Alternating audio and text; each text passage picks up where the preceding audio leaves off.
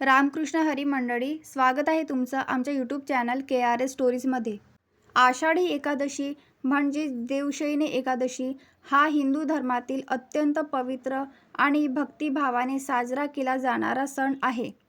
या दिवशी भगवान विठ्ठल आणि रुक्मिणी माता यांची विशेष पूजा केली जाते।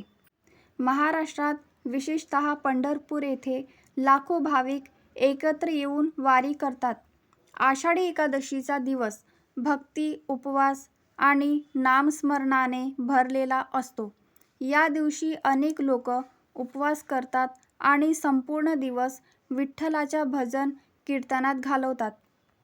वारकरी संप्रदायातील लोक वारी परंपरा पाळतात आणि पायी चालत पंढरपूरला जातात। घरात सकाळी लवकर उठून स्नान करून देवघर स्वच्छ केले जाते।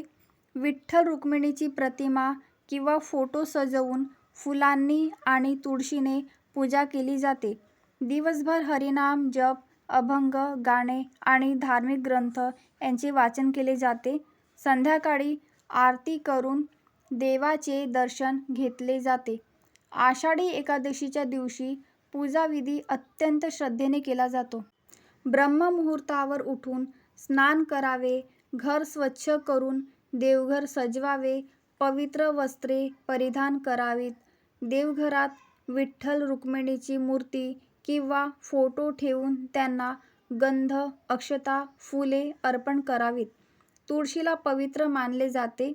तुळशीचे पान विठ्ठलाला अर्पण करणे अत्यंत शुभ मानले जाते।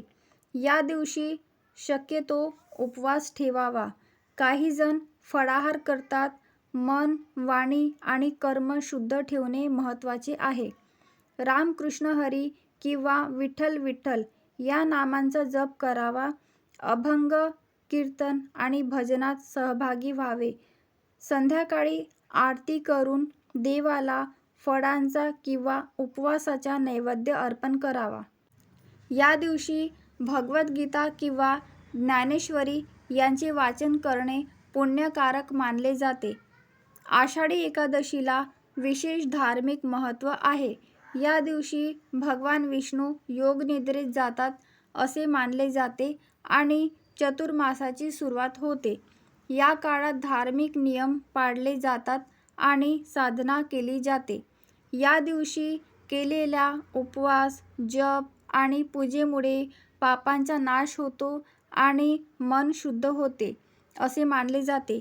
वारकरी परंपरेत या दिवसाला अत्यंत महत्त्व असून भक्तीचा सर्वोच्च उत्सव असा मानला जातो।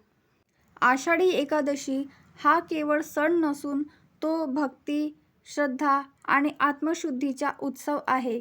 भगवान विठ्ठल यांच्या चरणी समर्पित होऊन भक्त आपले जीवन धन्य करतात।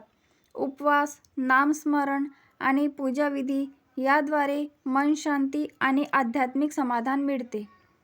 आणि मंडळी, तुम्हाला आषाढी एकादशीविषयी माहिती आवडली असेल तर तुम्ही आमच्या चॅनलला लाईक करा, शेअर करा आणि सबस्क्राईब करा। धन्यवाद।